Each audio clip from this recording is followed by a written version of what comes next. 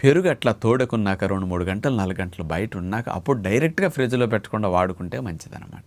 పొద్దుట పెరుగుని సాయంకాలం, పొద్దున తోడు పెడితే సాయంకాలం, సాయంకాలం తోడు పెట్టింది నెక్స్ట్ డే మళ్ళీ భోజనంలో అట్లా వాడుకుంటే చాలా మంచిదన్నమాట. అంటే ఫస్ట్ బెస్ట్ సోర్స్ గుడ్ బ్యాక్టీరియాలు పెరగటానికి లైట్గా పులిసిన పెరుగు, మిగతా అవన్నీ దీని తర్వాతే. అందుకని ప్రేగుల్లో గుడ్ బ్యాక్టీరియాలు బాగా పెరగటానికి ఈ పెరుగు అనేది ప్రధానంగా ఉపయోగపడుతుంది. కాబట్టి దీన్ని మధ్యాహ్న పూట భోజనంలో, ఈ కొలెస్ట్రాల్ కొంచెం పెరుగులో ఉంటుంది అనే భయం చాలామందికి ఉంటుంది.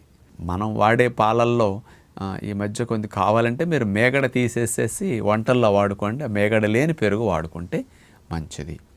లేదండి నాకు ఇబ్బంది లేదంటే ఆ మేగడ తినటం కూడా గుడ్ బ్యాక్టీరియాలకు మంచిది. అందుకని మీరు ఇంకో రూపంలో తగ్గించుకోండి, కానీ మేగడతో పెరుగు తినేసేయండి, లాభమే. ఆ మేగడ కూడా చాలా బాగా గుడ్ బ్యాక్టీరియాని